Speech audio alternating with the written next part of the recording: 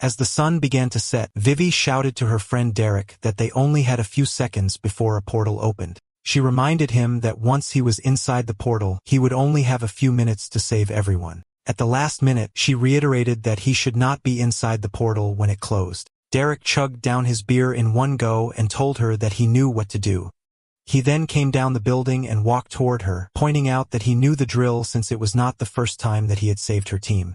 He activated his power and told her that the mission was quite easy since it had been routine for him. At that moment, the portal fully opened and Derek got ready to enter it. He stepped into the portal and was transported into a blazing world. A person could be seen injured on the ground, and the monsters roared, showing their dominance and power. He found another person injured and tried to save him while the monster started to surround them. He struggled to save the person. Decades later, Derek and his disheveled self is still being haunted by the memories of what happened in that day. It was supposed to be a simple mission, but after years of mastering the system on his own, he now knows better than to try and help people. He then flashbacks to the past when he gets to that portal. Since Vivi could not hold the portal any longer, the others hurried to get out of the portal while the rest fought the monsters. He was one of the strongest system users on the planet, and because of this, he thought that he could save everyone. As he continued to fight the monsters, one of the adventurers told him that the portal was closing and that they needed to hurry. However, he remained determined to save everyone and managed to fight off enough monsters to create an opening. As a final push, he grabbed the injured man and ran with him as the portal was closing. He encouraged him to go further and to keep moving until they were safe. However, before they could even reach the portal, another monster appeared and attacked the injured man. Derek noticed that the portal was slowly closing and ran toward the small gap, which was only enough to fit him. While trying to escape, he regretted saving the others since now it seemed like he would not survive himself. In that instant, the portal completely closed, leaving Derek trapped inside. Derek, in the present, goes down on his knees and asks what he did to deserve such an unfortunate fate. He questions whether he is just not strong enough or if someone betrayed him. He immediately dismisses the idea and believes that his mind is just playing tricks on him. He reiterates to himself that Vivi and the others are probably looking for him, so he must not lose hope. He reassures himself that they will open a portal for him soon and that he will escape the hell he is in. He counts the days that have passed, hoping that he will be rescued. He does not know if he has been trapped for months or decades to keep himself sane. He practices with his glaive until he masters it. He also meditates for days on end to keep his mind calm. He trains his body to its peak, growing stronger than he ever thought possible. He repeats the cycle every day without missing a routine, hoping that one day he will escape the portal and see the sun again. Suddenly, he hears the system giving him a warning about the host moving out of the system range. The blaring sound of the system error echoes throughout the portal. Derek shouts in frustration, not wanting to lose his connection with the system as well. It is all that is left to him, and he feels like he is finally going insane without it. Tears stream from his eyes as he wallows in despair. Out of frustration, he strikes the void with his closed fist, creating cracks on the invisible walls of the portal. He looks back at his own cracked image and finally begins letting go of the hope he held on to for the longest time. He is not giving up, yet he wishes that he could just die right there. He had lost himself before, and now it is happening again. In that moment, he shuts his eyes and lets the darkness carry him to a cold, cruel place until he hears a loud crack in the portal and is shocked that it is not reforming back to its original form.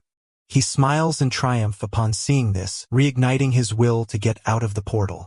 He does not care where it leads or what is on the other side as long as he gets out of the bitter place he is in. Raising his weapon, he uses it to damage the portal walls even more. He laughs maniacally as he watches the walls slowly crumble down. Accepting death on the other side is much better than staying inside the void for one more minute. Just then, he feels something while digging into the portal walls. A loud boom follows, and he is sent to the other side of the wall. He winces in pain after hitting his head from the impact. Still reeling, he looks at the source of the hole in his prison and is shocked to see a monster roaring at him. The monster bares its fangs, and he knows that things are about to get messy. He chuckles, knowing that he can make use of his training and test how strong he is without his system. The monster opens its mouth, forming a power ball inside it. It releases the ball, but Derek is fast enough to dodge the attack swiftly. However, on the second attack, he cannot dodge fast enough, so he crashes and tumbles along the portal walls.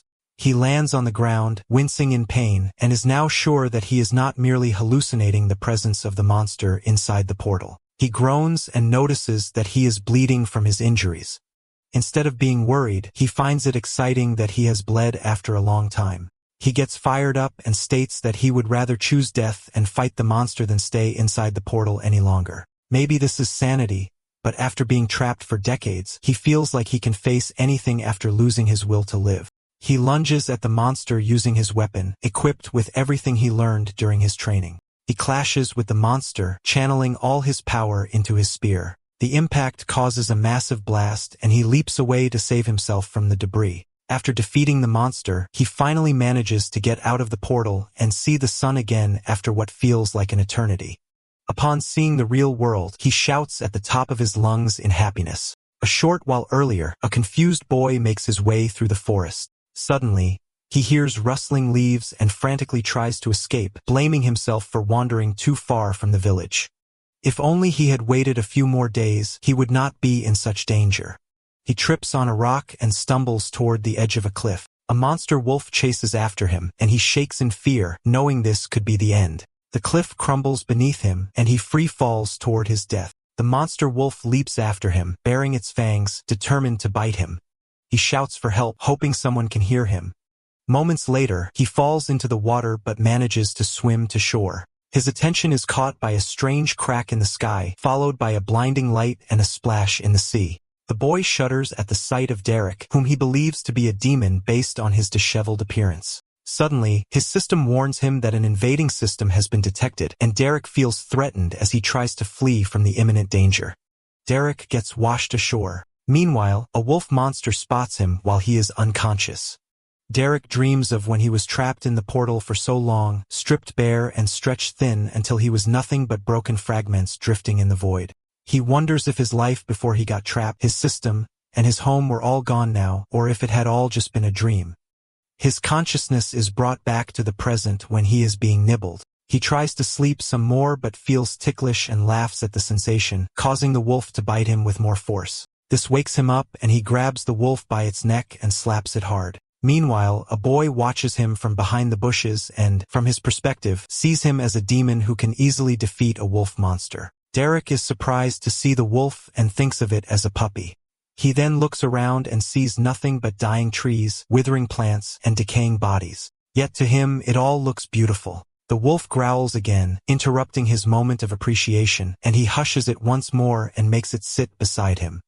He realizes it was not just a dream and that his system is back. But when he checks it, he notices that it is different from his old system and that his achievements and skills are gone. To test it, he tries to activate his energy slash, which should release a wave of energy from his blade. But despite swinging his weapon, the skill does not activate. He remembers the error message he heard earlier mentioning an invading system and wonders if that means there were two systems from the start or if his old system somehow combined with a new one. While the wolf continues nibbling on his arm, he wonders how he even got out of the portal and where he is. As he thinks deeply, he hears rustling from the forest and is surprised to see a boy begging on his knees, asking to be spared because he is just trying to find his way home.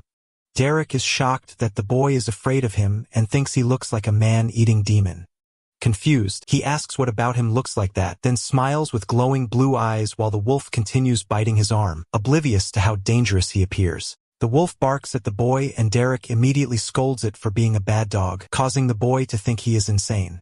Derek apologizes to the boy and extends his hand, introducing himself as Derek. The boy hesitates but introduces himself as Thomas. Derek asks what level he is and if he is afraid of the wolf, and Thomas explains that he is not yet 13, so he is still level 0 and cannot use the system until then, at which point they must kill a creature to unlock it. Upon hearing this, Derek looks at the wolf beside him and kills it without hesitation.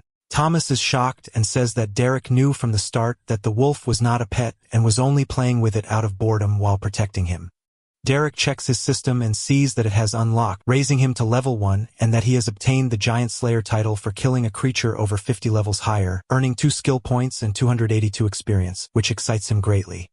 However, he hears the same error message again, warning of a failure to eliminate a threat, followed shortly by a notice that the threat has been successfully suppressed. Derek realizes his earlier hunch was correct and that he has two systems within him, making his freedom even more exciting. He hears Thomas's stomach growl and realizes the boy is starving. So later they roast some meat and Derek gives him water, reminding him not to drink too fast. While eating, Derek thinks about how to access his original system and decides to purchase meditation as a skill, only to feel a loud thump in his heart as his old meditation-like skill is detected and merged with the new system, electrocuting his body briefly. After the merging stops, his body returns to normal, though his veins feel like they are on fire as the skill upgrades to level 20. He confirms that his old skills still exist but remain dormant until a similar one is acquired, allowing them to unlock and upgrade. And he smirks at the realization that he will become even stronger than before. Later, he asks Thomas to cut his hair with a razor while they travel. And although the boy is nervous, Derek reassures him. As they walk through the forest with Derek carrying Thomas on his back, he encourages the boy to talk about the world, and Thomas explains that everything is ruled by the Great System, which his grandfather says is fair. Though in reality, nobles exploit it to gain power and oppress others, leading to his parents' deaths. Angered, Thomas accidentally cuts Derek's hair badly and panics, but Derek calms him, checks his reflection, and lets him live. Later, Derek wakes Thomas and finds themselves in front of a ruined house, which Thomas recognizes as belonging to Jones, an old man nearly level 30, who should not have been killed by anything in the forest. Derek is skeptical since he easily killed a level 53 wolf, and Thomas urges him to hurry to the village to warn the chief, Raina. Meanwhile, deep in the forest, a glowing green orb attracts a wolf monster, only to transform into a horrifying skeletal creature that kills the wolf instantly and wanders the woods in search of its next victim. Mal asks her daughter Brandy if she can carry the fresh laundry in the basket. The young woman enthusiastically answers that she can since she has unlocked the Great System. However, she trembles the moment she carries the laundry basket and has a hard time bringing it home. Mal mentions that she should ask her father for some leather from the hunt since she likes it so much. The girl immediately gets excited knowing that she can practice her leather working skill. Mal smiles at her and adds that he might even help her skin the animal as an additional lesson. However, her expression immediately shifts after this. She remembers the time her father takes her to the forest to unlock her great system. He points out that she is 13 now and that this means she needs to decide how she is going to contribute to the village. He then shows her a level 10 monster called a fluffy fox. Even though she is initially against it, she has no choice but to kill the fluffy fox to activate her system. She feels like she makes a mistake and shares that she cannot stomach killing animals again. Mal tries to cheer her up, saying that she will get used to it, although she wishes that her husband did not give her the cutest beast to slay. Just then, she is shocked when her husband, Travis, arrives full of injuries. He frantically tells her to take Brandy to the eastern gate and escape. Worried, they rush to his side, asking what is going on. He informs them that strong beasts are attacking and that they are something they have never fought before. He tells them to hurry and reminds his daughter to always listen to her mother. Mal hesitates to leave him behind, but he urges her to escape since they have no time. He bids them goodbye and tells them that he loves them so much. The mother and daughter run into the forest. Brandy cries as they escape, worried about her father. Mal assures her daughter that her father will come back to them safely since he is a strong warrior. Later, at the eastern part of the forest, a man leads the survivors from their village. The plan is to travel to Raina village and seek shelter there for the meantime. He assures them that their hunters will be right behind them to keep them safe while they escape and guarantees their well-being. In that moment, he feels a dangerous presence behind him. And when he turns, he sees a hideous monster lunging in his direction. Before he can react, the monster devours him along with others. The villagers freeze in fear at the sight. The monsters snarl at them, ready to pounce and feast on them at any minute. Mal looks at her daughter and urgently tells her to run. Right on cue, a monster jumps at them, and Mal tries to protect Brandy from being attacked. Left with no choice, Brandy runs away while her mother does her best to hold it off as she escapes. Mal accepts her fate of dying as long as her daughter can live. Brandy runs away with tears in her eyes and bumps into someone. The person asks if she needs help, and it turns out to be Derek with Thomas. The boy reprimands him for asking since it is obvious that the girl needs help. Derek answers that he does not want to meddle unless they ask him to. Thomas runs to Brandy and tries to comfort her, and she desperately clings to him, asking him to help them and not let her mother die. Hearing this, Derek brings out his dagger and effortlessly strikes the monster, killing it in an instant. He asks if they need the other 3 monsters for experience, but Mal tells him to finish them all. Thrilled, he lets them attack, then leaps and retaliates from above, slashing the beasts in one move. After annihilating them, he realizes that he is wrong after all since he does not have fun at all. He finds them weak. Meanwhile, Mal hugs her daughter tightly after almost being killed by the monsters. Brandy cries, worried for her father. Mal reassures her that Travis is going to be okay since he is a very strong man, but she quietly notes that her husband is not as strong as the stranger who saves them. In fact, she has never met anyone that strong in all the villages, and she is stunned by how easily he kills the beasts. She thanks him for saving them and asks who he is. Derek replies that he is just a regular guy taking Thomas back to his village and pats the boy's head. He invites them to join them on the way to Thomas's village. However, the boy tries to convince him to help them a little more. Derek points out that he promises to take him home, not help all of her friends. He also adds that from the looks of it, the village is most likely already destroyed. One of the villagers asks if Grace Falls sends him to find out what is wrong. Derek replies no, but Thomas still tries to convince him to save the village and urges him to move. Derek refuses to help and points out that they only agree to exchange information and get him home safely, adding that he does not sign up to risk his life for strangers. Derek tells him that the reason he is strong is because he relies on himself and does not put his faith in others to help him. Most importantly, he does not go out of his way to be heroic. When things become uncontrollable and something terrible happens to him, it is because he goes out of his way to help others. He learns the hard way and realizes that he should not meddle in other people's business. Thomas points out that since he is strong, he should help others. Derek scoffs and mocks him for thinking so simply. The boy reiterates that nothing can hurt him, so it is fine for him to fight and not need anyone else. He pounds on his chest repeatedly, trying to prove that he cannot be hurt. The boy starts to cry and calls him a prick for not wanting to use his power for good. Derek agrees that he is not a good person and tells him that life is not a fairy tale, hoping that one day he realizes it too. In this way, he can get strong. And when that happens, he can decide to be a hero himself. That is the only way to survive in the cruel world they live in. Thomas glares at him, and seeing the determination in the boy's eyes, Derek remembers what he used to be. Unexpectedly, it stirs something deeply ingrained in him that is hard to break free from. Suddenly, he grabs the boy and carries him on his back again. Thomas is confused by his actions and asks what he is doing. Derek replies that they are going to save the village. Thomas looks shocked. They are inside the burning village, and Derek fights a humongous monster. The beast roars, echoing throughout the scorching village. Earlier, when they arrive, Thomas witnesses the grotesque truth of people dying from the monster attack. He knows Derek wants him to see reality and learn from it. Derek tells him that what he is seeing is the consequence of being weak. Then it dawns on the boy that this is not a rescue mission, but a recovery mission. Suddenly, Derek stops and prevents him from moving forward. They wait for a while, and Derek becomes alert after feeling a presence nearby. Suddenly, a man rises from beneath a boulder. Thomas immediately recognizes him as the village chief. Derek tries to stop him, but Thomas rushes to the chief's side. He then notices Brandy's father, who is fatally injured after fighting off monsters. The man breathes his last, and Leon knows it is already too late for Travis. Derek asks if they have a healer who can help him.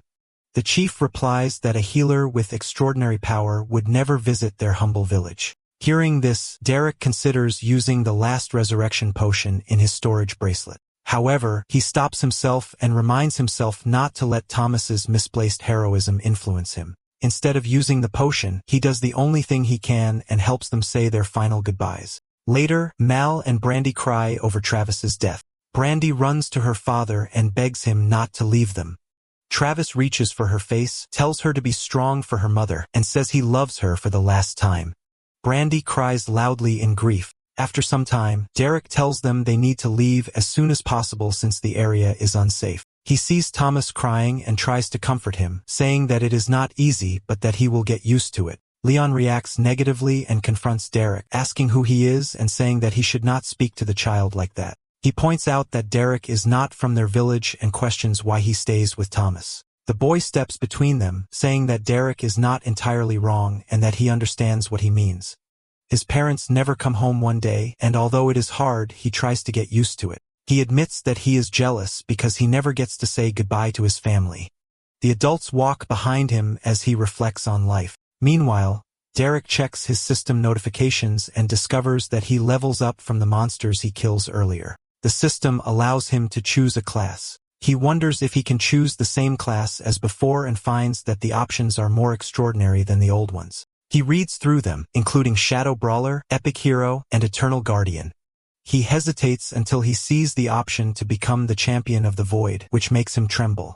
He realizes that the Void will become part of him, and he will never be trapped by it again. Remembering the darkness he once endured, he accepts the class and selects it. His body glows, shocking Leon and Thomas. The chief warns Thomas to stay away as Derek undergoes the transformation. Inside, Derek gains new skills such as Channel and Void Call. He immediately activates Void Call, releasing immense power that even the chief cannot believe. Mal and Brandy see the surge of power from afar. However, as the energy stabilizes, a void beast emerges from a crack in the void. Leon and the others are all stupefied by the appearance of the void monster. Derek got thrilled that he got his own summon. The monster got out of the crack and approached him. He wondered what he could call he monster, thinking about the name Asher. The monster was a bit smaller than the other monsters he fought, but he can work with it. Leon saw him smiling and wondered if he knew what a void monster is, only to realize that the peculiar man in front of them looked like could actually control the beast.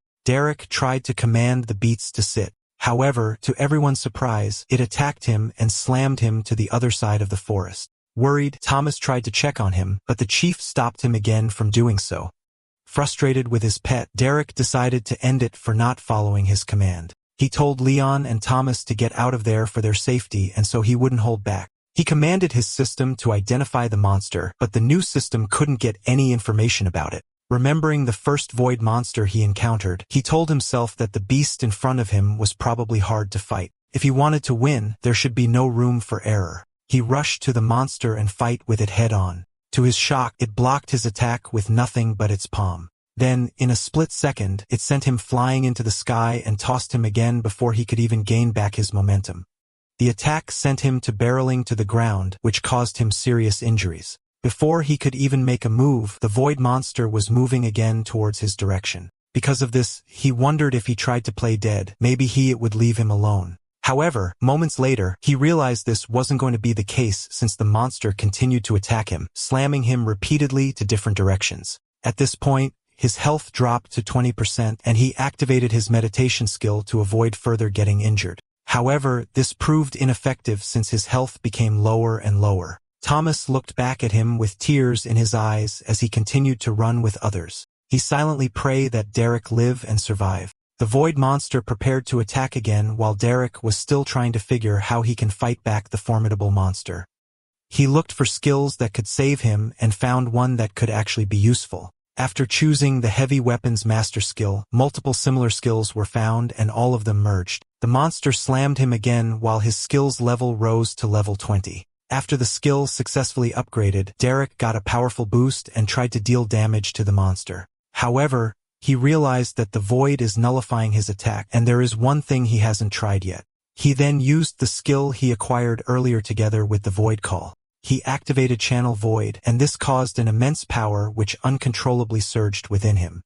With this, he tried to strike again the beast and finally, he was able to defeat it with a single attack. After slaying the beast, he unlocked points and his skill leveled up. Elsewhere, a butler knocks on his master's door and reports that a void beast was detected. The woman finds this interesting and commands him to send a hunter to investigate. Leon and the others safely arrive at their hideout in the forest. The villagers ask if they can finally go home after the monster attack and check on their family members, but Leon has a hard time explaining and sheds tears. With a pained voice, he tells them that there is nothing to go back to and that he has failed as their chieftain. He is so embarrassed that he wishes he had died with them. However, Derek tells him that he should not be too hard on himself. Thomas is shocked that the man is actually alive and runs to his side to hug him. Derek mentions that he will not be easily defeated. Thomas gets flustered by his actions and lets go of him. Derek then approaches Mal and Brandy and apologizes for their loss. Before he leaves, he stores her husband's body in his storage bracelet and keeps it so he can be given a proper burial. Surprised by his kind gesture, Mal thanks him for what he did, since it is a big deal for them. Derek simply gives her a silent nod, acknowledging her gratitude. As night falls, Leon and the others gather to talk about what happened earlier. Leon asks about the void monster from before, and Derek assures them that the creature is already defeated. He admits that he has a hard time at first, but once he realizes what he needs to do, he becomes unstoppable. However, Thomas doubts this as his grandmother once tells him stories about void monsters to keep him from wandering into the forest alone, and he believes it must still be nearby recuperating. Remembering what happened, Mal agrees with Thomas, adding that she has never encountered anyone who wins a battle against such a creature. Derek tries to play it off so he can stay low-key and acts as if it is nothing. The next morning, Mal wakes everyone up and tells them to keep moving so they can reach Reina Village before sundown. While preparing to leave, Derek feels someone tug on him and sees Brandy. Flustered, she asks if he can give her some of the animals he is hiding in his bracelet. He agrees and pulls out a small monster from his storage, handing it to her. Curious, he asks why she wants it. She recounts the time when her system finally awakens and the smile on her father's face when he teaches her leatherworking. A tear escapes her eye as she tells him that she wants to make armor for the village, so she can make her father proud and ensure that no one gets hurt again. Seeing how broken she is, Derek cannot help but feel bad for her. So he offers her more animals if she needs them. He pats the girl's head and realizes that maybe he cannot do everything on his own after all. Later, the villagers finally reach Reina Village. Mal speaks with the gatekeeper who refuses to let them in because they are unfamiliar and lack proper identification. Frustrated, she asks him to summon Reina, but he still refuses, saying he does not want to leave his post. Meanwhile, Derek asks Leon if he is not going to say something since he is the chieftain. The old man replies that he is not worthy of being called chieftain because he no longer has a village, and that there is no one to blame but himself. Mal continues to beg the gatekeeper to let them in, quoting the graceful decree. Angered, Derek steps in and declares that he will simply break the wall so the villagers can enter. The gatekeeper dares him to do so, confident that the wall is impenetrable, and even offers to teach them a lesson since they clearly lack education. Seeing Derek about to lose his temper, Mal reminds him that killing a noble is not worth it and would only make things worse. Just then, the gate opens and reveals Reina, the village chief, along with Ace, the youngest son of Walt Gracefall. Reina immediately recognizes Mal and asks for her purpose in coming. She then asks if their village is safe as one of her hunters reports seeing smoke in that direction. After hearing what happened, Reina feels sympathy for them and invites them into her village.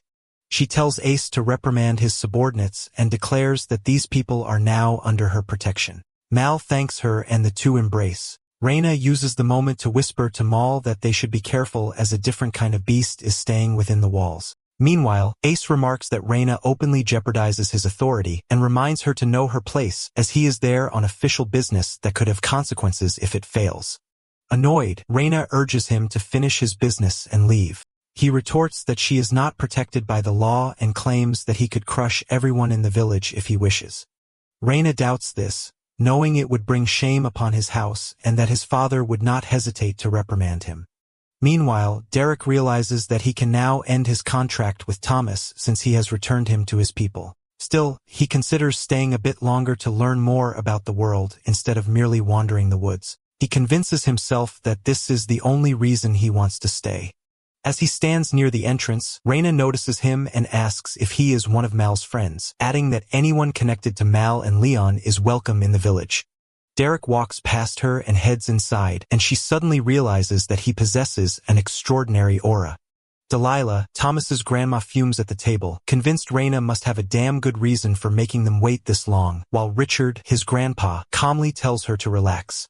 Impatience builds as Delilah taps a foot against the floor, breaking the tense silence. She snaps back angrily, refusing to relax and reminding Richard that Thomas is still missing. The door suddenly creaks open, drawing everyone's attention toward the entrance.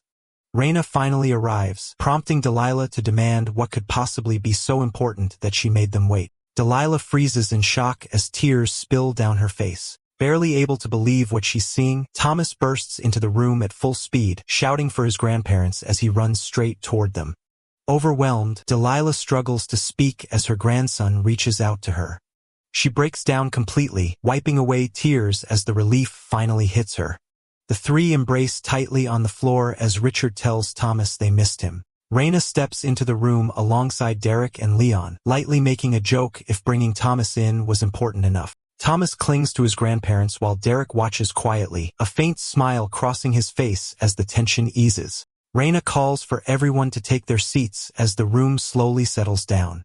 The group gathers around the table while Raina announces that they have important matters to discuss. She addresses Derek formally after hearing from Mallory that he was the reason everyone from Leon's village is still alive. Raina expresses her gratitude, acknowledging the risk Derek took to protect their people. Meanwhile, Thomas shares a precious moment with his grandparents as they finally reunite. Derek downplays it in response to Raina, brushing off the praise and insisting it was nothing more than doing what needed to be done. Raina counters firmly, stating that safeguarding one's people is the duty of a chief. Her expression sharpens as she signals that there is still more to address. She makes it clear that she can't offer him any payment if that is what he has been expecting, admitting the village is already stretched thin while looking at a noble outside lounging casually and requesting another drink from a villager. Back at the table, Derek smiles at Raina, responding that Thomas has already paid him by helping Derek, so the matter is settled. He suddenly shifts the focus, warning that the real concern lies in the growing problem within the forest, prompting Raina to question if he knows what is going on. After a brief pause, Derek speaks up and states that he has an idea.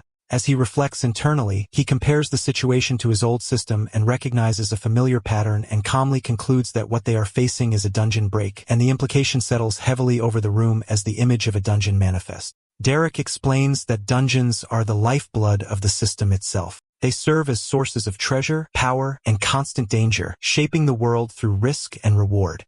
Each dungeon is a self-contained world created by the system to test, torment, and strengthen those brave enough to enter. To maintain balance, only adventurers below a certain level are allowed inside, ensuring the challenge remains fair and lethal. But when the system falters and a dungeon is left unattended, it doesn't stay dormant, and instead, it festers, erupting outward and unleashing pure chaos. When a dungeon breaks, monsters spill directly into the world, and its corrupted energy begins to infect the surrounding land. Raina argues that if a dungeon had formed, it should have been detected long ago, which makes its existence unlikely. Derek counters that assumption, pointing out that nothing prevents new dungeons from forming. While rare, Richard chimes in that new dungeon spawns are not unheard of, especially if one emerged deep within an unexplored forest where few adventurers ever venture. Richard grows tense as the realization hits him, admitting that the theory would explain everything happening so far. Raina presses Richard and he explains that while it seems far-fetched, it is the only conclusion that makes sense. Raina points to the map and asks Derek where he was from, but he refuses to answer and suggests that they fix the problem right away now that they have an idea what it is. As Derek steps out of the room, he also suggests that perhaps the nobleman outside can handle the situation instead, which only reinforces the idea that their presence here is no coincidence at all. Raina abruptly stops and tells him to wait, acknowledging Derek's strength and admits they have nothing to offer him. Raina places a hand to her chest and directly asks Derek if he can help them. Derek exhales slowly, letting out a tired sigh as he considers her request. Without turning back, Derek opens the door and flatly refuses, answering with a single no. Thomas sits quietly on the bench, looking down with a conflicted and uneasy expression.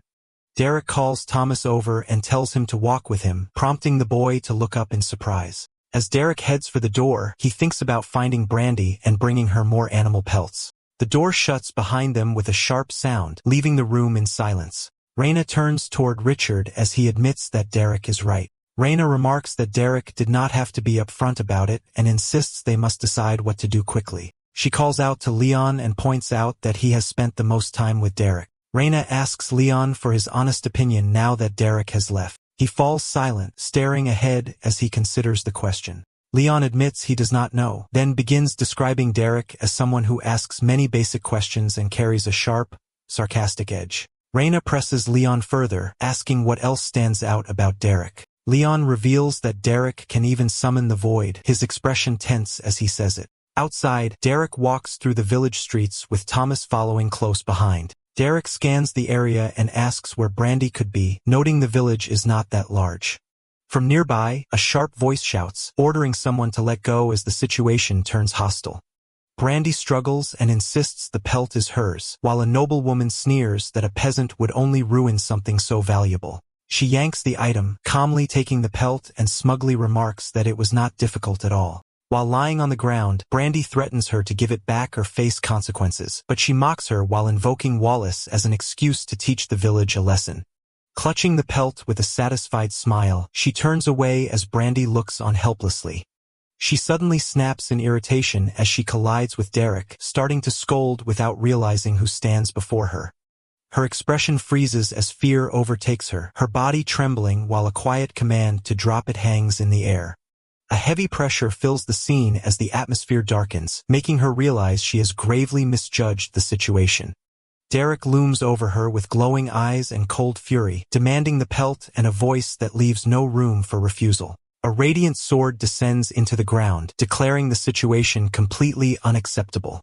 A furious Ace condemns the offense, demanding justice for the insult committed against nobility. He issues a cold ultimatum, ordering Reina to move aside or face deadly consequences. She intervenes forcefully, commanding Ace to stand down and forbidding any fighting within her village. Derek watches the escalating tension as Reina silently notes that he has already caused trouble in a short time. Reina acknowledges that Leon was right to be cautious about him. Brandy clings to the pelt as she cries, while Thomas tries to shield her. Ace accepts the outcome coldly and steps forward, putting matters into his own hands. With a dismissive motion, Derek grabs the noblewoman's arm, then slams her into the ground as Ace watches in disbelief. Derek calmly states that he was planning to leave the village anyway as the crowd watches in stunned silence. Thomas clings to his grandma in shock, struggling to understand Derek's sudden decision. Derek reassures him that he will return, reminding him to listen to his grandparents and keep training. Before leaving, Derek hands Thomas the electric shaver and tells him to practice using it while he's gone. As he walks away, he warns Thomas not to unlock his system yet, and the boy quietly agrees. Derek pauses as Ace calls out to him, his expression turning cold and alert, but Derek walks past him and declares that he will stop him right there. He threatens Ace in a condescending tone, warning him never to touch anyone from the village again. Derek steps forward without hesitation and flatly promises to kill him if he ever returns. As the tension peaks, Ace silently questions who Derek truly is. As Derek walks away, Ace and his group stiffen, overwhelmed by the crushing pressure of his mere presence. Reina and the others exchange tense looks, sensing something deeply wrong as fear ripples through them. Derek continues forward, surrounded by crackling violet energy that radiates pure terror. Suddenly, Ace orders Jeff to follow Derek. His command answered with a sharp nod. Meanwhile, Derek recalls what he learned from Thomas about getting an achievement for killing something over 100 levels higher than himself. Derek realizes he will need to venture deep into the forest if he wants to find something powerful enough. He reflects that he should not do it now since he is still technically at a low level as Jeff spies on him from the tree. The archer draws his bow, the string creaking softly as he takes aim. He smirks and mocks Derek from above, confident that Derek will never even know who attacked him. The arrow is released, cutting through the air in a sudden blur. Derek notes that he has already leveled up several times, but still needs to find a monster at least level 112. His status screen appears, revealing his level, class, heavily boosted stats, and unused stat points, which he plans to distribute. Derek's eyes sharpen as he senses an arrow approaching him at high speed, noting that Jeff has finally made his move after tailing him for over an hour, as he calmly dodges the strike. Derek opens his status menu and starts allocating points across multiple stats at once. Multiple achievements trigger in succession, stunning Derek as the system rewards him with free skills. Jeff panics when his shot misses, struggling to comprehend how Derek avoided it. Convinced Derek never noticed him, he dismisses the miss and prepares another shot. The arrow tears through the air toward Derek with lethal speed. He casually slams the arrow. His sharp eyes glare as he reveals that he's in the middle of selecting a new skill. Jeff freezes in shock, unable to understand how Derek reacted in time. Without hesitation, he pivots and bolts in the opposite direction.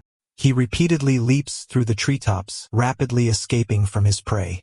Jeff panics, realizing he's being hunted by something far beyond him. Mid-chase, Derek casually appears before him and debates whether to choose magic resistance or stun skin. Jeff slams into a tree where Derek is and shifts his course instantly.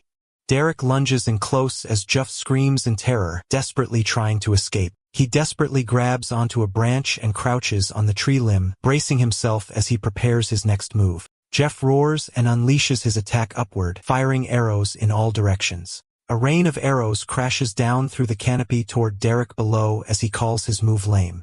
The arrows shatter branches violently, tearing through the trees with explosive force. Jeff pants heavily as he looks around, unsure if his last strike connected. The tree erupts with debris and smoke as the impact settles, leaving the result unclear.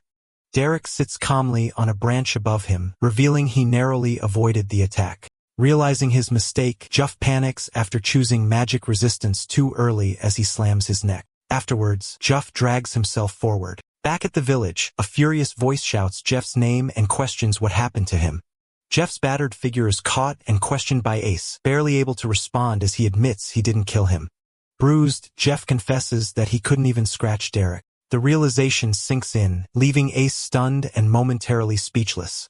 He asks everyone to regroup as the order is given to gather their things and return to Torith. One of the men questions the retreat, asking if they are really fleeing. Ace shuts it down immediately, clarifying they are not fleeing but going to get reinforcements. Meanwhile, Derek moves deeper into the forest, following a quiet stream as he travels alone. While walking, he repeatedly activates his system ability, calmly identifying his surroundings. The system labels nearby objects like trees and rocks, confirming the identify skill levels up through constant use. Derek activates identify again, focusing on the strange creature in front of him. The system reveals it is a level 54 monster horned rabbit. Instead of attacking, Derek crouches down and casually talks to it, wondering why it is wandering so deep in the forest. The rabbit stares back silently, its single horn and calm expression making it look oddly harmless. Derek smiles and admits the creature is actually pretty cute, hesitating even while thinking about its level. However, the rabbit suddenly lunges forward, slamming its glowing horns straight into Derek before he can finish reacting. Derek recoils in shock, barely registering what just attacked him. The rabbit flips mid-air, crushing into a tree with brute force. Derek twists his body aside, narrowly avoiding another lethal slash. The rabbit lands low and steady, glaring at him with clear hostility. The rabbit glares fiercely, its anger boiling over as it locks onto Derek. He smirks and calmly accepts the challenge, inviting the creature to attack. The rabbit crouches low and snarls, muscles tightening as it prepares to spring. It rockets straight down in a vertical dive, wrapped in a piercing beam of blue energy. Derek pivots and deflects the assault, batting the spinning creature away midair. He snatches the rabbit cleanly out of the air, gripping it upside down. Holding the squirming creature, Derek casually remarks on how reckless it is. The rabbit bites down in retaliation, finally landing a hit. A damage indicator appears, but Derek shrugs it off, unfazed by the minor wound. He freezes mid-motion, sensing something is off as a warning flashes through his mind, realizing the attack meant nothing to him, but could be fatal to someone far weaker like Thomas. The rabbit glares back fiercely, its hostility and intent fully exposed. Derek kneels and calmly sets the rabbit down, deciding to end the fight without killing it. He walks away dismissively, mocking the rabbit as unworthy of being hunted. The creature watches him in silence, still clearly irritated and alert. Suddenly, Derek considers his options, wondering which restorative skill to choose after seeing how useful magic resistance already was. He pauses in thought, weighing the decision carefully instead of rushing. The system displays the available restorative skills laid out before him. Derek notes that the system offers only 3 choices, making the decision unavoidable. He immediately dismisses Cure Toxin, seeing little value in curing poisons right now. He then considers Life Leech, noting that healing based on the damage he deals could be useful. Rejuvenation catches his attention as a clean, targeted healing option. Derek hesitates, realizing Life Leech would likely heal him more overall, but something still feels off. After deciding, he taps Rejuvenation and locks in his choice, as the system confirms it. The system confirms that Derek has successfully learned Rejuvenation. He reassures himself that choosing Rejuvenation makes sense, especially if he ever needs to heal someone else. Derek exhales in frustration, questioning why he walked away for something as trivial as an achievement. Surrounded by the quiet forest, he reflects bitterly on finally meeting people again after years alone, only to end up isolated once more.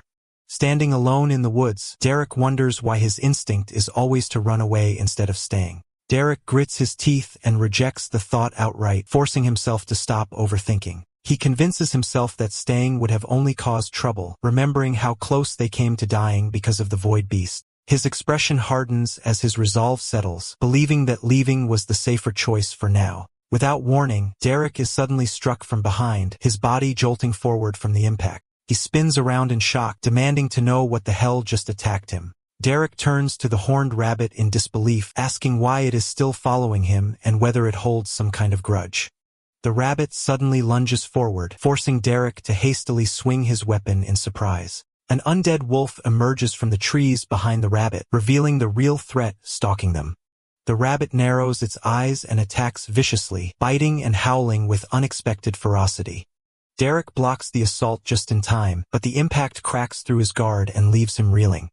Derek watches the wounded rabbit hop around and mutters in disbelief that he thought bunnies were supposed to be herbivores. He studies the rabbit more closely and concludes that this one is a psychopath and a knucklehead. The rabbit stares back proudly, its body tainted as if completely unfazed by the violence. With a sigh, Derek reluctantly allows the rabbit to follow him, warning it not to slow him down. The two continue onward through the forest together, the rabbit hopping along behind him as an unlikely companion. Derek prepares a campfire while the rabbit stays close, casually assisting as if combat and camping are equally normal to it. Without hesitation, the rabbit brutally finishes off a wounded monster in a single savage strike. Derek calmly pats the rabbit's head afterward, smiling as if rewarding a pet rather than acknowledging the violence. Later that night, Derek sleeps beside the campfire while the rabbit curls up nearby, the forest finally falling quiet. Their routine continues the next day as the rabbit helps him again with his hunt. Derek stretches and yawns, shaking off the last of his sleep as the morning fog hangs low around the clearing. Rubbing the back of his neck, he calls out the murder bunny to hurry up so they can move on. Instead of following, the horned rabbit stops and sits in place, silently staring back at him. Derek turns around in confusion, only then realizing the rabbit hasn't moved at all. From a distance, the two face each other in the clearing, an awkward pause settling in as Derek waits for the rabbit to respond. He understands that this is the point in the forest where the rabbit will no longer follow him. The rabbit suddenly sits down and plants itself firmly on the ground, refusing to move. Derek waves goodbye and wishes it good luck, while bluntly admitting that nothing in the forest stands a chance against it. As he walks away, he accepts that this separation was bound to happen eventually. Derek lowers his gaze and reminds himself to calm down as he continues forward alone.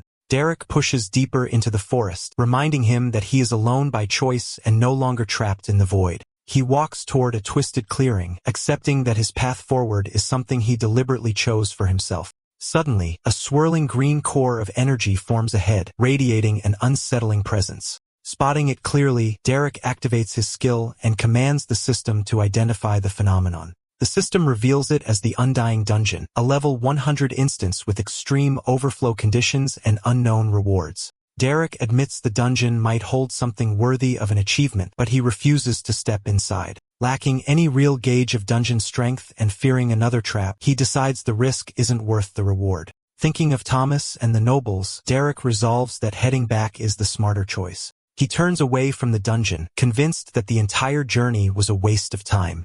Suddenly, an acidic ghoul appears, erupting with a violent energy. Bruised but calm, Derek casually greets the monster, learning that it is level 115 monster, radiating corrosive green energy. Instead of fear, Derek smirks and realizes this is exactly the opponent he needed. Derek has been holding on to his frustration for far too long, and he's glad to finally have something to take it all out on. He charged his energy and faced the lunging monster. With one swing of his blade, the enemy's arm easily comes off, and he gloats about expecting more from something above level 100. As he says this, the ghoul's arm regenerates in an instant, and the unexpected move leaves the man in its clutches. Swung around helplessly, he realizes that his skin was melting from the acid, so he has no choice but to force himself free. The enemy is indeed stronger than he thought it was, but that's fine. Derek dons his system armor, ready to have as much fun as he possibly can. A huge and demonic hand swung at the human, and although he dodges, the attack still hits and damages his armor. When another follows and breaks through his chest plate, he thrusted his magical spear, which then shot an energy blast that destroyed the target's chest. However, it does not affect the ghoul who roared and came at him with overpowering strength. Its hand fails to break his weapon, but a spray of acid spit melts the warrior's armor and close right off. Still holding on to his pride, Derek asks if this is all a level 100 monster has to offer. He laughs mockingly at how ridiculous it is and begins crackling with electricity. All the pent-up energy is released, devouring and vaporizing the entire ghoul right where it stood. With the victory over the high-level opponent, a surge of experience points entered his body. That said, the acid from the battle still remained, destroying the surroundings along with his already melting armor. He decides to keep it in his storage until he can get it repaired. Given how even his shirt is ruined, he can't help but regret not buying more from Earth, as the thought of wearing this world's tunics was less than appealing to him. The warrior settles in for now, and 2 weeks soon pass after he leaves Reina's village. There, Thomas was sweating from focusing so much, making the finishing touches and cutting someone's hair with the clippers given by Derek. Flashing a mirror, his customer is shown a pretty clean and satisfying hairdo, and is told to bring any others who might need his help. Brandy sighs, still in disbelief that everyone is letting the boy do that to their hair, and threateningly warns him against even thinking of doing the same to her. Terrified, he promises to stop offering, but the young girl still sighed with trouble in her mind.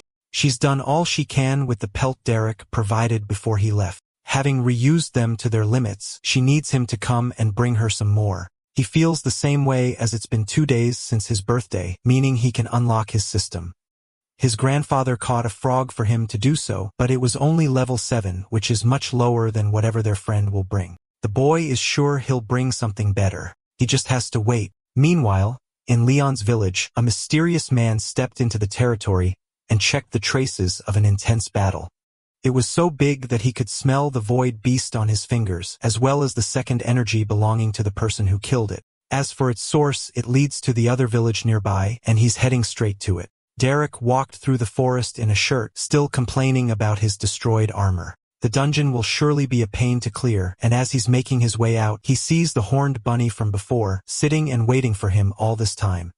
It impatiently stomps its foot on the ground, and he can't help but think that it's grown attached to him. Proving him wrong, it charged at his face like always. He catches it with his bare hands, sharing how he promised Thomas that he'll bring a high-level monster back. If it doesn't start behaving, it'll be the prime candidate. His threat sends a shiver down the rabbit's spine. He allows it to stay with him in the forest, but can't trust it enough not to hit people in the village. At this point, the creature's mentality is completely wrecked, and he has nothing to do but sigh in resignation as he puts it down on the ground. Told to follow, the two resume their short journey together. Since he's grown tired of calling it bunny or idiot, he decides to give it a new name, an idea the creature coyly hides her enjoyment for. At night, Derek spends some time thinking about cute ways to call her, but such pure and nice names don't suit her ruthless nature at all. He works on the idea that she's insane and tries to kill everything in sight, but struggles to think of anything suitable. Finally, he gets the perfect one. From there on out, the formerly idiot bunny will henceforth be referred to as Sylvie, his old friend. They hop on together as there are many things that need headbutting. A week later, they trotted towards the village and reached the bridge where they have to part ways. Unfortunately, he can't let her come inside with him, certain she'll hurt everyone there. She has to stay in the forest for now and wait for him to come back soon. Waving a captured squirrel around, he feigns sadness about their parting and says they can travel again some other time. However, Sylvie sees the squirrel as a target and launches herself at it as usual. Dodging and watching the struck tree fall, he tells the psychopath to stay in the forest, even considering the idea of having Thomas kill her instead of the squirrel. Derek reaches the village gates and waves to the guard. After identifying himself and saying he just got back, he adds that there's no need to trouble himself with opening the gate and just leaps right up to the top of the wall. As the guard nearly slips over from surprise, the visitor pulls him back to safety and praises his fresh haircut. With this, Derek jumps to the inner side of the village and immediately calls for Thomas, announcing that he's back. The boy appeared from the corner instantly as if waiting for him and is surprisingly followed by Brandy, who crashes into a civilian. The two children flock to him with endless stories, sharing what they've been doing while he was away for a long time. They then move on to asking him the things they need, such as pelt and the system unlock. Annoyance slowly builds as he's met by pesky children as soon as he returns, and it only gets worse when the two start getting rough for his approval. He finally shuts them up by pinching their mouths closed. With a deep sigh, Derek starts with Brandy and assures her that he brought many animal hides she can use. Moving on to Thomas, he asked the boy if he thought about what they talked about before, adding that he brought something special for him. He's told to meet at the front gate tomorrow where they'll unlock his system. Just like that, the children's excitement is quelled, but he has one more question they need to answer. If they want his gifts, they lead him to the best tavern in the village, and the mere smell of the inside brings joy to his senses. Hoping that the planet has great beer, he heads to the counter with a big smile on his face. Accidentally bumping into another customer, he apologizes for not seeing him there, but the man recognizes the distinct aura emanating from his body. The man tracking Derek from Leon Village has finally found him. Confused by the man's reaction, Derek questions who he is, silently acknowledging that he seems stronger than the others. He says he's been what he's been tracking and confirms that he isn't a void beast at all. With that said, he wonders why the void is so pungent on his skin. Not wanting to cause any more trouble for the village, he feigns complete ignorance. Thinking he's lying, the mysterious person asks a lot of questions, including ones too personal to answer off the bat. However, Derek takes the accusing finger and threateningly asks what he's going to do if he's lying. As he isn't willing to back down so easily, the stranger uses the identify skill to check his target's secrets. It fails flatly, leading to an awkward silence, but it ultimately ends with the secret master of the void getting a glass of beer. The barkeep greets him, having heard a lot about the outsider already. While they talked, the man wondered how high his level must be for his identify to fail. Similarly, Derek warily looked back at the hooded man, who left while Bart got a bottle of his best ale ready for the customer. He charges 2 copper for a beautiful pint, but since he doesn't have any coins at the moment, the hunter offers the valuable pelt of a level 52 badge for now. While this gleefully earns him a room on the house as well, a familiar voice calls to the penniless man. Mal offers him a space in their home as payment for everything he's given to Brandy, even adding her homemade stew into the proposal. With this, he joins the mother with a few pints in his hands. She asks what the hunter earlier wanted, but he just brushes it off. Whatever he wanted, it's best not to be on the bad side of someone who works for the crown. Derek hears the name for the first time since he arrived. It's one of the most powerful organizations in the kingdom, although they aren't affiliated with the king despite their name. They're actually a restaurant that holds great influence, making membership coveted even among nobles. Only the richest and most powerful are allowed to dine there. As for their most precious delicacy, it is void beast. The idea of void beasts being eaten was unthinkable to Derek. Consuming them grants incredible bonuses, and gifting one to the crown almost guarantees membership. He insists that not all of them could be as strong as the legends, but most would still destroy villages with ease. What really makes them valuable is how rare each specimen is. Given how terrifying they are, most people don't even like the mention of them, which he must already know well. Understanding what she means, he quiets down and they reach the house in silence. The night comes and the home is filled with warm laughter. Derek downed his bowl of delicious stew as it's the best thing he's eaten in years. Mal is delighted by the reaction but doesn't forget to act humble. With the others gathered around the table, they agree that the meal is way better than usual. Meanwhile, Thomas was still focused on unlocking his system tomorrow morning so long as it's okay with his grandparents. The two quickly give their approval, knowing how excited he's been for it. All that should be left is to wait for tomorrow to come, but Derek suddenly adds one last condition and shares that it's been a really long time since he's had a proper bath. Immediately getting it, Thomas runs off to start heating the water for a warm bath, making the others chuckle over how adorably one-dimensional he is. Right as the peaceful day was about to end, Brandy poked on their guest, saying she had something special to give him. It was a pendant meant to thank him for all he did. She felt lost after burying her dad, and working on all the hides helped take her mind off it. Holding it tenderly on his palm, he thanks her with a warm smile, while Thomas interrupts the moment and shouts about needing more wood for the bath fire. For the first time in a long while, Derek wasn't alone anymore, and the noise in his surroundings reminded him that he finally escaped the void. Derek sprinted away from the village with Thomas clinging to his back, flailing around and desperate not to let go. Deciding that they've reached a spot as good as any, the adult suddenly brakes and checks on his passenger's condition. The boy is dazed at first, but the light in his eyes returns as he's asked if he's ready to unlock his system. With his affirmation, he's handed a dagger and told to be careful. Derek reaches for a sack on his side, which is frantically moving around, and tells the child to kill the squirrel trapped inside. Nodding with determination, Thomas takes the blade and drives it deep into the squirming creature.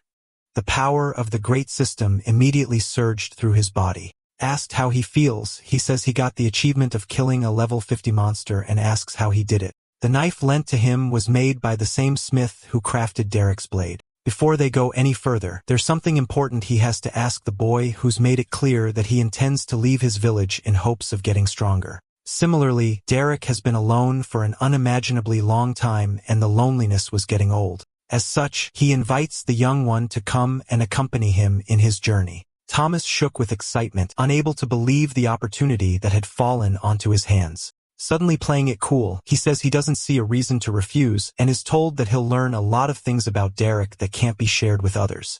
The boy promises to guard them with his life, which might be a bit excessive. He'll keep him safe, but he'll have to train hard and not rely too much on others. Lastly, he has to do whatever he's told without asking any questions. The shady request is concerning, but he's assured that there will be a good reason for whatever he says. Losing all the doubt in his heart, Thomas reaffirms his desire to join his travels. With the new partner, they start their adventure. Derek first wonders about the amount of skill points the boy has. Told that there are 3, he tells the boy that he'll end up with just 1, as he'll be spending the first 2 on the meditation and identify skills. The young one does as told, just like he promised. While they aren't flashy, they're some of the most powerful skills one can have. High-level meditation allows for recovery even while moving, and identify protects his secrets from others. Fortunately, he can spend his last point on something more exciting like his class. Thomas excitedly shares that he wants to hit people so fast that they don't even see him coming. Again, he does as advised and spends his last point on light weapons mastery. The last order of business is putting all his stats into vitality and endurance if he wants to keep up. Before the young one could follow his words, Derek sprinted away, leaving him in the dust and saying he's losing their race back home. In the afternoon, the adults gather once again to talk about important matters. Tapping his fingers frantically, Derek says a lot of people are going to die. Reina doesn't understand and says she requested for level 50 silver adventurers from the guild. To their shock and horror, he shares how he first went into the forest and found a level 100 dungeon deep inside. The answer is gold. They need a team of level 100 gold rankers, which Richard intends to request for right away. Asked if there's a map of the area, Thomas runs off to fetch it from a top drawer. Surrounding Reina's village are dungeons they know of and certain details they know about them. Derek looks at the entrance of the forest nearby and points to the rough spot where the undead dungeon should be. He's granted permission to add to the markings on the map and draws a large circle and a few vague details in the forest. After confirming that he can make a copy of it, he then moves on to Reina with a question and asks why her level is so low despite the dungeons around them. Moving past the violation of using Identify on her, she explains that her class is rare, meaning it takes longer to level up. Most creatures nearby barely give any experience, and her duties as chief make it difficult to leave. What's more, the weapons in the village don't last long against high-level monsters.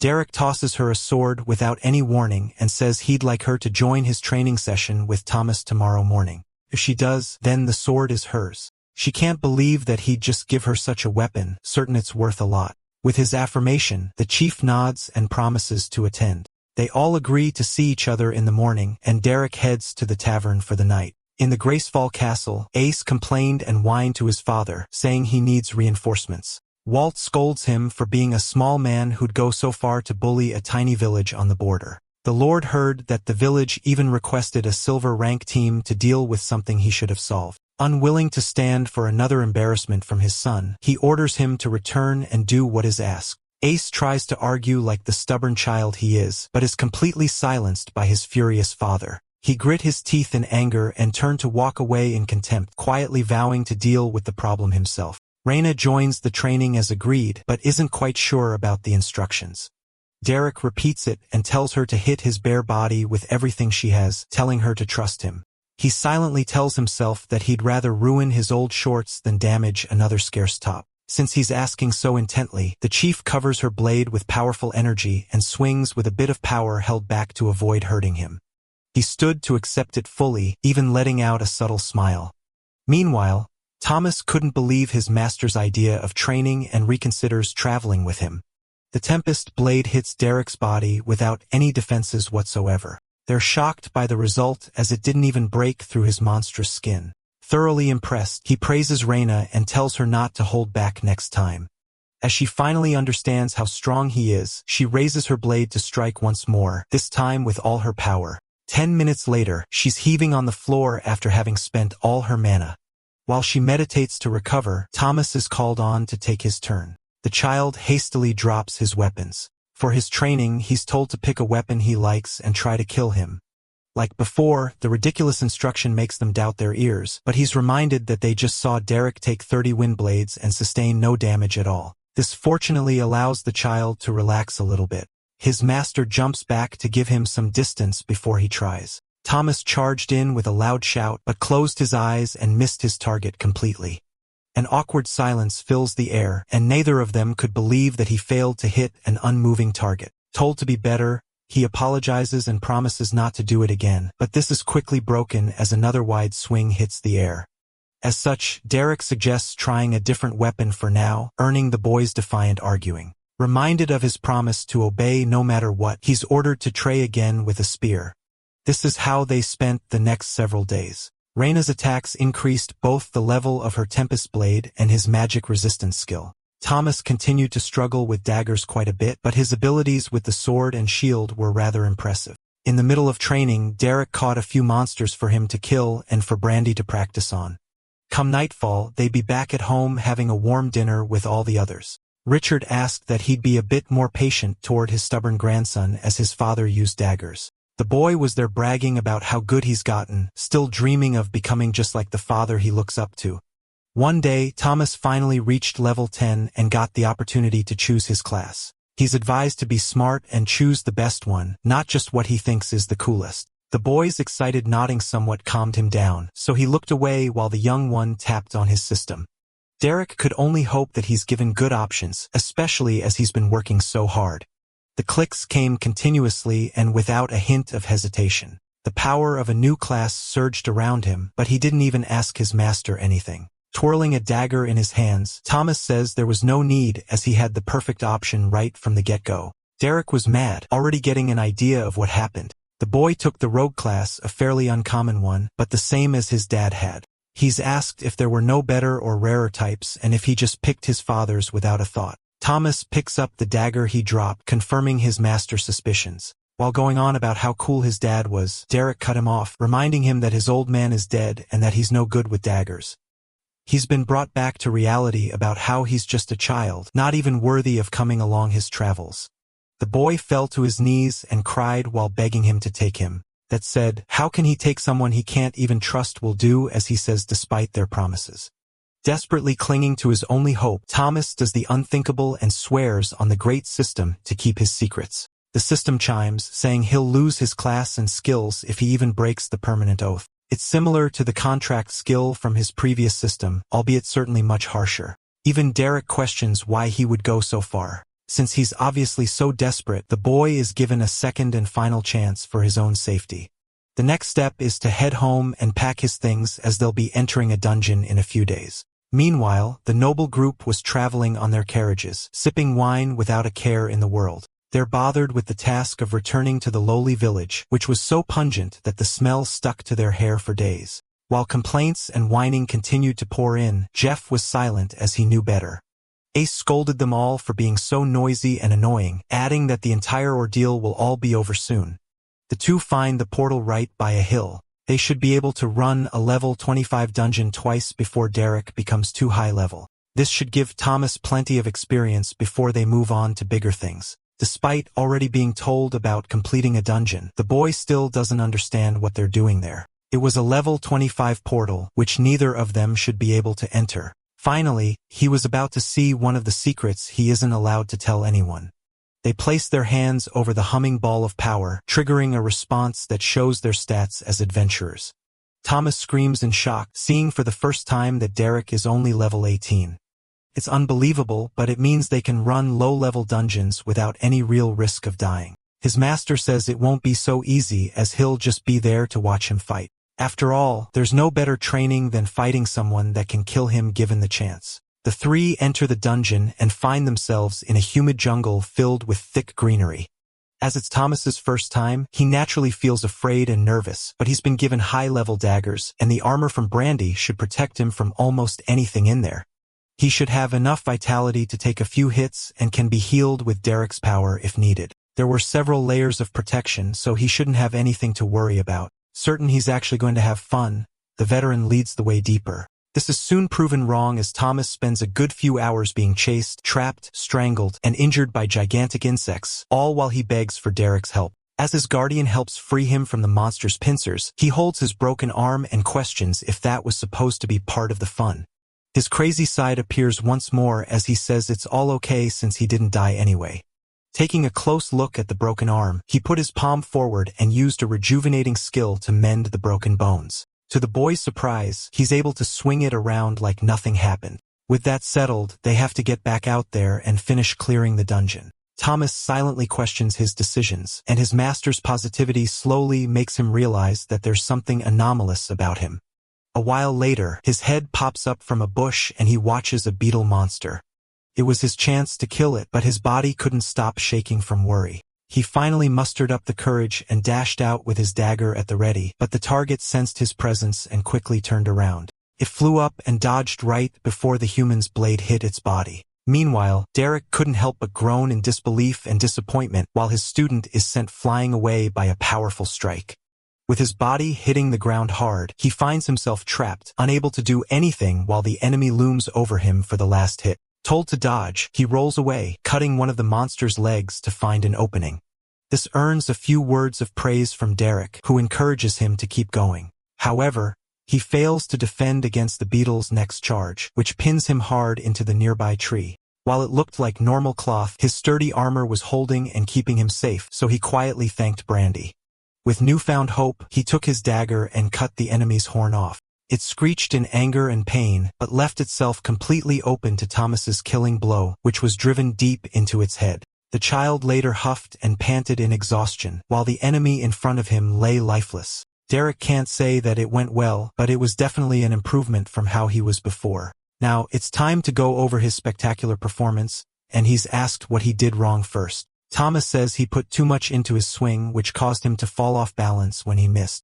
He was wrong before he even got to the beetle for not using the stealth skill from his rogue class. Asked why he didn't use it, the boy flinches from the question. His mind is consumed by the question and he tries to give a proper reason, but not a single valid excuse comes. With no other choice, he flatly admits that forgot he even had it. He forgot about his one and only skill from the class he chose against his master's suggestion. Sweating in shame, even he knows that it's a ridiculous reason. Derek just sighs and curses in exasperation, realizing that his student is unbelievably dumb. The carriage wheels rattled over the uneven road until it halted in front of Arena Village's gate. Seeing someone disembark, the guard demands that they identify themselves before entering. However, whoever is there just shoots him with a powerful blast of magic. Ace kicked the door wide open, not caring about any rules. This makes the villagers look back, worried that they're under attack. The nobles just continued strutting in, announcing that they've come in response to the request for help and are there to save them all from the dungeon. Another person drew a sword, refusing the kind of aid they are offering. Reyna stepped forward, coating her blade with wind as she prepared to defend her land. She strikes first and orders the unwelcome guests to leave right away, but Ace merely grinned at her attempt to fight. At the level 25 insect dungeon, a level 18 spider ant was going against the young warrior. Thomas dodges its dangerous attack with more skill than before. They've been in the dungeon for a few days, and he's already at level 17. Believing he should be able to handle a stupid bug, he charges in with his dagger and a loud scream. The blade is driven into the ant's neck, and his face brims with excitement as he finally emerges victorious. However, the battle isn't over yet. He was too distracted to notice the other enemy closing in from behind. He curses in anger, unable to dislodge and pull his dagger out from the fallen enemy. A sharp and enormous stinger was about to pierce his chest when Derek appeared just in time to cut it apart and save the boy. It's a shame as the battle itself was going so well. If only he had a longer weapon or more leverage to pull his blade free. With this, he accepts that he isn't cut out for using daggers and shouldn't have chosen this class. Once again, the veteran in front of him was completely right. Seeing him glum, Thomas is told that he's a whole new fighter compared to when they began. In fact, he might just be ready as he's already killed everything else. All that's left now is to take care of the final dungeon boss. The plan is to sneak up on it with stealth and end it fast by going for the head. Derek opens the doors to the boss room, and they immediately feel a surge of energy all throughout. Before Thomas could even react, he swats a slash away with just one hand. In front of them was a formidable mantis monster, obviously much stronger than the boy. As such, the new plan is for Derek to hold it down and give him a shot at the final blow. He dashed in with unbelievable speed and closed the gap in an instant.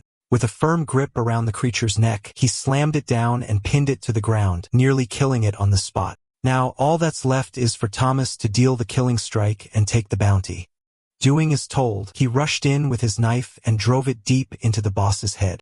After a few moments twitching, all the power left the mantis body and turned into the portal back out. The system announces the defeat of the dungeon boss, confirming that the boy has just cleared his first dungeon and can finally leave the hellish place. He's congratulated, but reminded that it will only get harder from that point. Derek planned on clearing another, but he progressed much slower than anticipated. To his confusion, the boy was oddly silent and had a weird look on his face, which turned out to be frustration for the blade stuck in the mantis head. Thomas is rewarded with the Cure Toxin skill, which costs 1 skill point to obtain. By completing his first dungeon, he's granted 2 skill points to use. It was finally time to head back to his worried family. Understanding he was discouraged from using daggers, the boy promises to change classes on level 25. Derek even has a great spear for that moment as the previous owner doesn't need it anymore. Just then, he froze in shock. There was nobody guarding the village gate, and there were lavish carriages parked just outside. Realizing what was happening, he cursed and sprinted towards the village without another word. He arrives at the entrance with his spear on hand while calling to Raina and Mal. On the ground was Brandy, unconscious and injured, but her mother was in a worse condition and nearing death by the second. Thomas follows soon after and frantically worries as soon as he sees the two on the ground. Fortunately, Derek came just in time to heal the worst of their damages. Giving the tearful boy a reassuring pat, he tells him to stay put while he finds who's responsible and deal with the situation entirely. In the middle of the town, Raina was on the floor with a sharp blade by her neck. She was intent on keeping the outsider's location a secret, so Ace was going to do the unthinkable. By the noble house of Gracefall, he sentences her to death by beheading for disobedience. His fellow raised his blade to carry out the decree, but an ominous energy suddenly filled the air.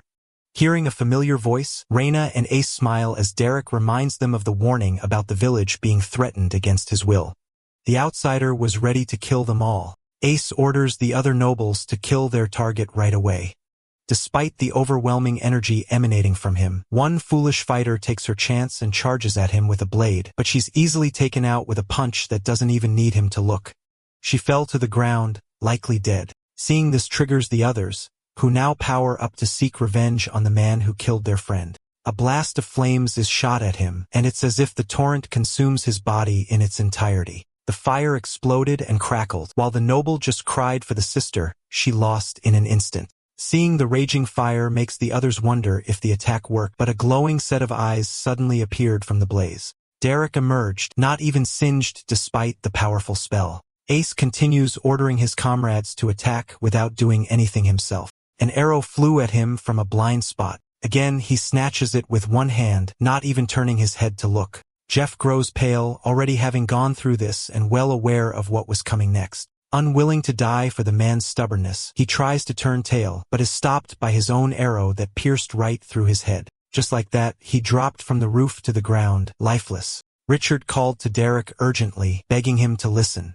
He's told to stop hurting the nobles at all costs. There's no going back from doing so, but they were already given a chance at peace. Now that's long gone and his body is filled with unforgiving rage. A foolish man tries to attack him with a loud scream, but his blade is caught easily mid-swing with a bare hand. Something like that would normally be impossible, but such rules don't apply to the ruler of the void, who effortlessly crushes the steel blade in his hand. After impaling the noble with the crooked weapon, Derek moved on to deal with Ace, who was still whining about his useless comrades. It's his turn to power up and show them what it really means to be born in a superior lineage. Demonic energy shot out from his body, but the veteran counters by calling to the void. This completely breaks through the noble's power, allowing Derek to grip him by the neck and raise him to the sky. The arrogance from earlier disappeared, and he was now saying that he'll never show his face again. Having that exact goal in mind, he gripped harder, forcing drool, snot, and tears to trickle down from his face. Right as he was about to reach his end, a voice called out, telling him to drop Ace unless he wants the old man dead. Taken hostage, Richard says the death of nobles isn't worth it, especially given the severe punishment that comes with it. Still in tears, the woman commanding Flames tells him to listen to the old man and do as he's told. The entire village could be held complicit to the deaths that happened today. Telling him to drop Ace one last time, she brings her flaming hand closer to Richard, but quickly loses her life as a sword pierced through her chest. It was Leon who was telling them to try and punish them.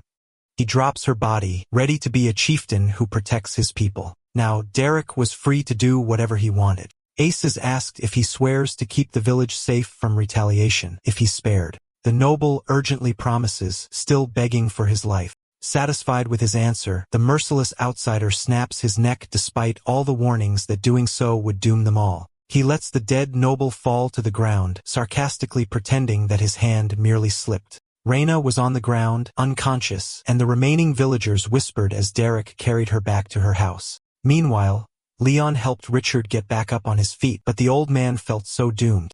Everyone looked on in silence and stared while their chief was brought to her dwelling. They're then called to attention as they have a lot of cleaning up to do after the attack. Soon enough, everyone was sweeping, clearing the debris, and putting out scattered fires together.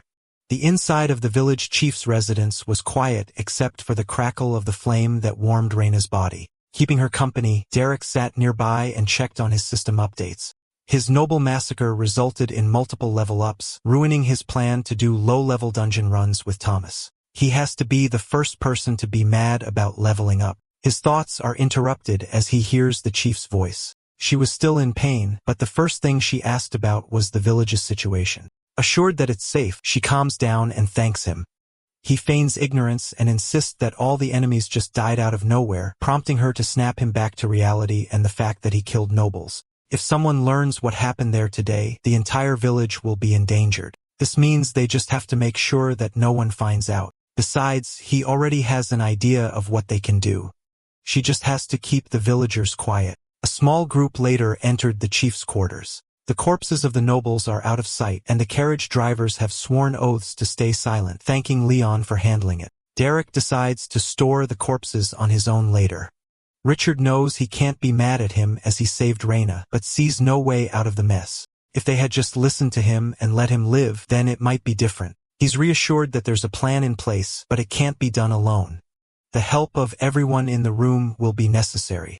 Actually, the help of everyone in the village is what he needs. There should be about a few days to a few weeks before someone comes to check on Ace's party. With that said, all they can hope for is that it takes as much time as possible. First, they'll hold a meeting to make sure that everyone understands what's at stake. The story is that the nobles came in, got the map from Richard, and then left for the dungeon. They were barely even in the village. Unfortunately, this means the old man's map will have to be sacrificed. Next, Derek is going to need oaths from everyone in the room. Leon worries and wonders what this might be for. It'd be the same oath Thomas took, barring any one of them from revealing his secrets without permission. While they know that he's an honorable man, a few people in the bunch are unwilling to enter such a risky agreement. On the other hand, Reyna asks if he can keep the village safe if she swears as he wants. Hearing that he'll do it to the best of his ability, she agrees. Mal is similarly hesitant, feeling like it's unneeded, but is willing to do it anyway. Brandy is the same, and the three earn Derek's gratitude for trusting him. With that said, he understands the men's sentiments and hesitance, but they can still listen for now. The oaths are sworn and finalized by the system itself, and it's finally time to hear the plan.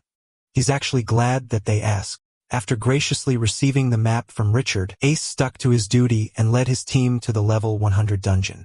Thanks to their valiant efforts, the overflow of dungeons and monsters was stopped in its tracks. And with proper control, the disease will be halted from spreading as well. Unfortunately, his team was wiped out in the dungeon and Ace suffered a fatal wound from the acid ghoul boss.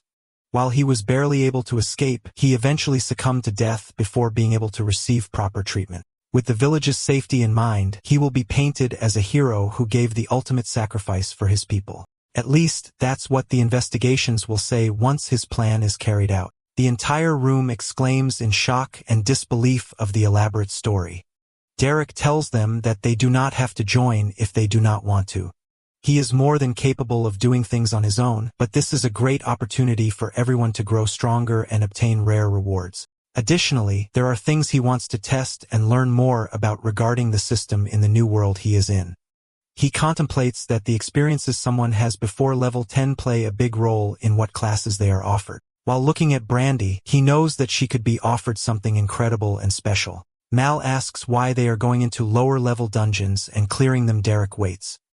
He just winks at her and tells her to trust him, saying that she will understand soon enough. He then tells them that they need to move fast, so he carries Brandy on his back and they run toward the direction of the dungeon. Little did they know, a presence is observing them closely. Later, they arrive at the level 50 beast dungeon entrance. They then cross a wooden bridge. Thomas's legs wobble as he walks, tired from running all the way from the village. Derek points out that since they all swore an oath not to reveal his secrets, he will reveal them now. He taps into his system and Reina is shocked to see that his level is lower than hers even though he is clearly stronger than her. He promises to reveal more someday, but for now they have a dungeon to subjugate. With this, they enter the dungeon. They find a base where they can stay while strategizing for their exploration. Derek plans on going outside to beat a bunch of monsters to within an inch of their lives and bring them back to the base for Thomas and Mal to finish them off. They will repeat the strategy until both of them reach level 30. He suggests that Mal look at all her class upgrade options once she hits level 25. He then looks at Thomas, and the kid confirms that he knows what he is doing and will not choose the dagger class again. Knowing that Reina is more capable, Derek invites her to come and fight monsters outside with him. But when she feels like she is in danger, she is allowed to go back to the base and recuperate. Brandy then looks at him and excitedly asks for her role. However, to her disappointment, Derek does not give her anything to do except practice on a whole lot of hides. This cheers the kid up. He then turns to Mal and asks her if the long metal weapon she has is the best one she owns. She confirms this and explains that since her class is common and weapons were not easy to come by in the village, strong warriors were prioritized and given better weapons, while the rest received the leftovers. With this, he lets her choose new ones from the weapons he has. They are surprised by the number of weapons he owns and curiously ask where he got them from. He dismissively explains that he just collected them over the years, but never really used them. He then hands her another metal staff, almost the same as the one she used before but more versatile. He adds that she can press a button on the side to extend and retract blades from it. She is amazed by the weapon.